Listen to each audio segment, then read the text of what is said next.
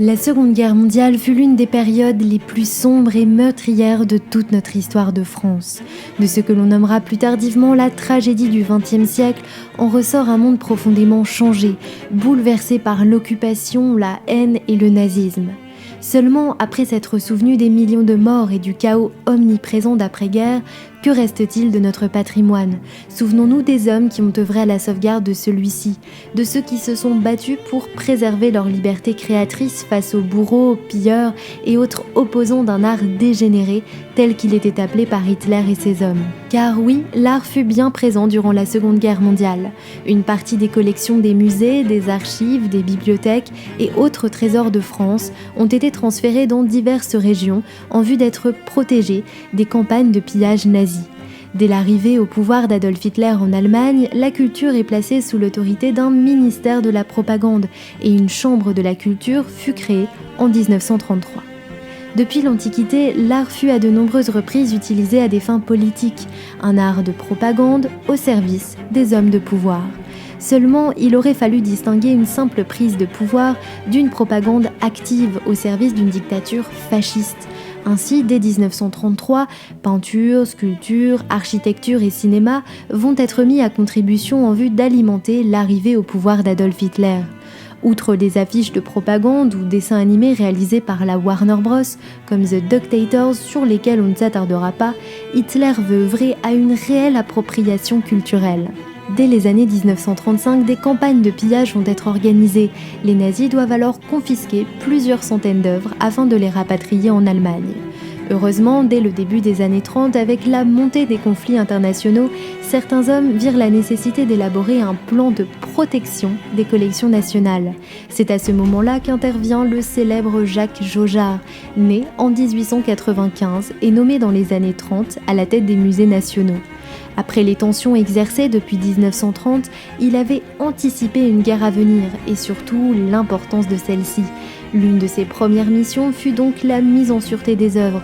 Il fallait absolument protéger toutes les œuvres du musée du Louvre. Dès 1938, un plan d'évacuation va être mis en place au musée du Louvre, où les hommes s'entraident en vue d'empaqueter les tableaux et autres sculptures pour un très très long voyage. 4000 œuvres sont ainsi, en l'espace de plusieurs mois, répertoriées par étiquette de couleur, les rouges étant utilisés pour les chefs-d'œuvre.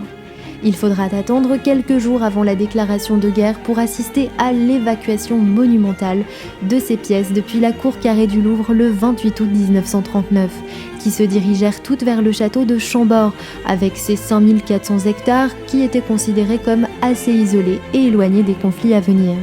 Même les tableaux de plusieurs mètres de haut, comme les Noces de Cana, furent envoyés sur les convois. Les toiles étaient alors roulées et quand le vernis était trop abîmé, on décidait de conserver le cadre de l'œuvre. Tel était le cas pour le radeau de la Méduse, qui, suite à un léger accident, termina sa route à Versailles.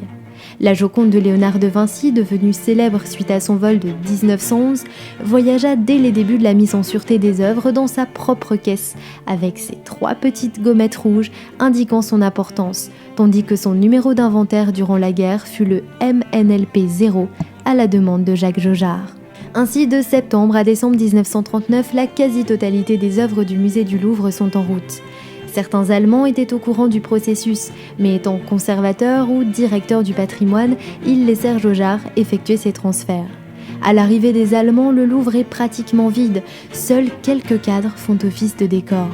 À plusieurs reprises, ils exigèrent le retour immédiat des tableaux, notamment en 1940 quand ils eurent pour projet de réouvrir le Louvre, désormais gratuit pour les Allemands et payant pour les Français. Sachant que certaines œuvres se cachaient encore dans les sous-sols, ils menèrent alors une politique de tension, mais malgré l'injonction allemande, aucune œuvre ne reviendra. Seule la célèbre Sainte Marie-Madeleine fut volée par Hermann Göring, qui suite à une visite privée décida, malgré les interdictions, de s'emparer de la sculpture qui ne reviendra au Louvre qu'en 1946. Cependant, c'est bien grâce à Jacques Jaujard ou à des personnalités comme Rose Valland qui prit soin de noter toutes les origines des œuvres avant le départ des convois que le Louvre fut sauvé. Les célèbres Monumentsmen, connus suite au film avec George Clooney et Matt Damon, étaient un groupe bien réel, presque 350 hommes de 13 nationalités différentes, inaptes au combat, qui avaient pour seul but récupérer les œuvres volées par les Allemands et protéger celles qui n'avaient pas encore été dérobées. Mais alors, qu'en est-il des artistes vivants durant cette Seconde Guerre mondiale ? Le XXe siècle fut la grande période du fauvisme, du cubisme ou encore du surréalisme, tous ces courants pour lesquels des centaines d'artistes faisaient vivre l'art du XXe siècle. Dès le début de la guerre et la prise de conscience des artistes face à la politique de répression des Allemands, leur art devient désormais une forme de résistance. Picasso était l'un des premiers à résister. Enfermé durant la guerre dans son atelier parisien, il était d'ailleurs menacé par la Gestapo. Seule sa peinture nous traduit aujourd'hui ses sentiments face au conflit, comme sa fameuse Nature morte de 1945. Peu importe les artistes, il faut dire que l'art pendant la Seconde Guerre mondiale possède de nombreux points communs. Des tonalités chromatiques plutôt sombres, des sujets morbides, des formes abstraites. En bref, le but était de retranscrire et de dénoncer les atrocités commises durant ces longues années de conflit. Ce qui finalement n'est pas très étonnant. Seulement, cet art n'était pas vraiment au goût d'Adolf Hitler. Dès les années 1940, les Allemands instaurèrent ce qu'on appela durant plusieurs années l'art dégénéré, littéralement la condamnation de l'art moderne par les nazis. Une exposition d'art dégénéré était d'ailleurs organisée en 1937 à Munich, le but étant de montrer au travers de l'exposition la désapprobation des spectateurs envers ces nouvelles esthétiques telles que le fauvisme, le dadaïsme ou encore le surréalisme.